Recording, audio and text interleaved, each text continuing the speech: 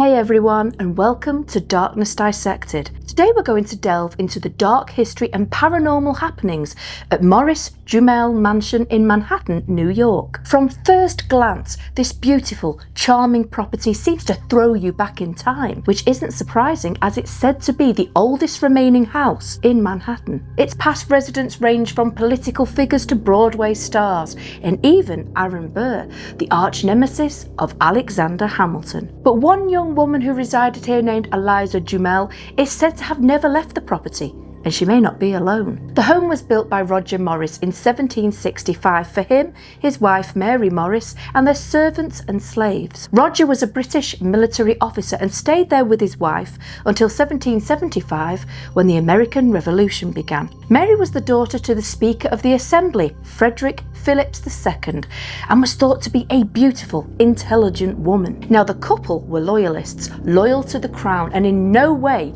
wanting independence. During the Revolution, as you can imagine, this didn't make them very popular amongst the locals. Their home then became the headquarters for the British Army, and shortly after, the future President George Washington. George was an admirer of Mary's, choosing their home as headquarters not only because of its location, but due to him still having feelings for the young woman. He'd been enchanted by her for 20 years at this point. After the war, the home was used as a tavern for a while, until Stephen and Eliza Jumel purchased the property in 1810. Stephen was a successful French merchant who had immigrated to the United States, purchasing the property to make a home for his wife, who had once been his mistress, as well as their adopted daughter named Mary. Eliza came from very humble beginnings and was known for wanting to raise her status in society. Her life had been difficult, growing up poor in Providence, Rhode Island, and later becoming a servant. When she finally saved enough to move to New York, she embraced her new life with outstretched arms, working as an actress before marrying into wealth when she said "I do"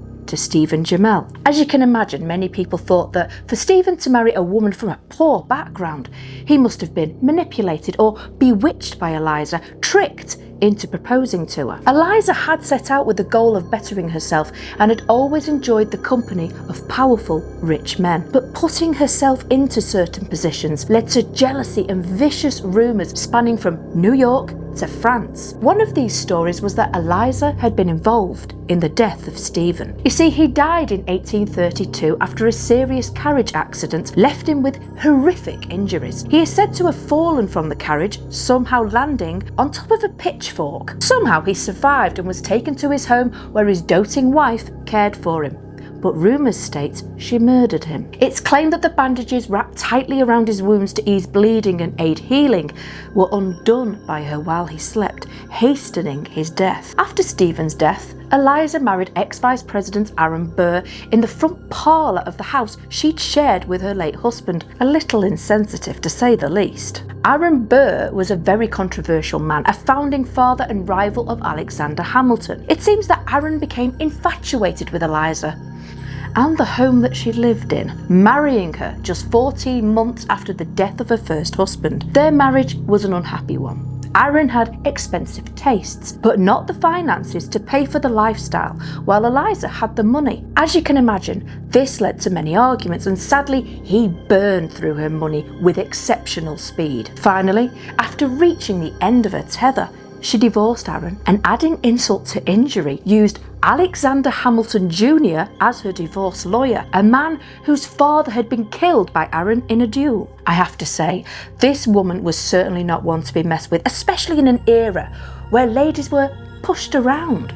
Anyway, Eliza ruled over the house while she lived, and when she died in 1865, surprised her family by leaving the majority of her estate to local churches and charities. Now, for many decades, her spirit has haunted the property, whether it be out of guilt over the death of her first husband or love of the house itself. At first, she was seen wearing a white gown as she cried, maybe over these life choices that had unfolded in her time. Since then, though, she's seen wearing a darker dress, often deep purple, and just like the colour of her clothing, her mood has gotten darker too. Now she will tap on windows and walls to get attention while yelling at people passing her home. One story goes that while a group of school children were waiting to tour the property, an elderly lady walked out onto the second-floor balcony and yelled at them all to be quiet. When the children were finally led inside the building, they asked the member of staff who the angry lady had been and were shocked when they were informed that the staff member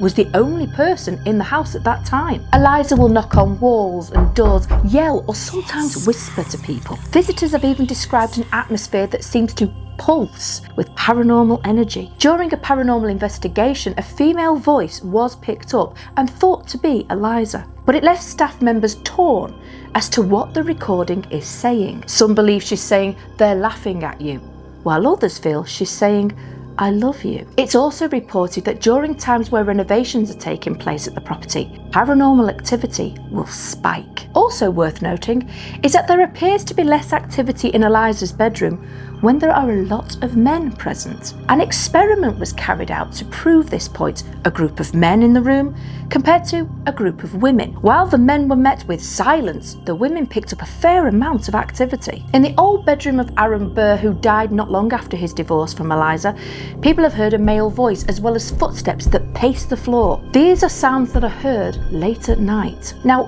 why is Aaron thought to be haunting the mansion? Some believe he wants forgiveness from Eliza to win her back from beyond the grave, while others feel he may just want to torment her as he never managed to drain her bank account. Other spirits are said to haunt the Morris-Jumel Mansion as well. These include a maid who is said to have ended her own life by leaping from an upstairs window of the house, and a Hessian soldier who is thought to have died on the stairs. Now, what are your thoughts on this supposed haunted location?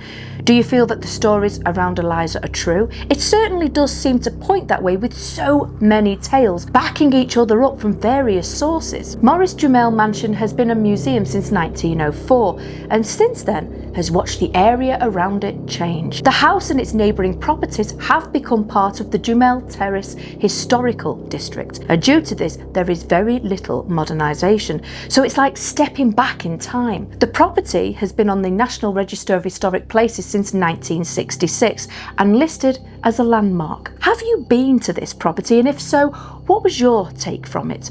Maybe you thought it was just a lovely property steeped in history, or did you feel that there was something off about the place? I'd love to hear your thoughts in the comments below. I hope you enjoyed today's episode of the Morris-Jumel Mansion, and until next time, my friends, stay safe out there.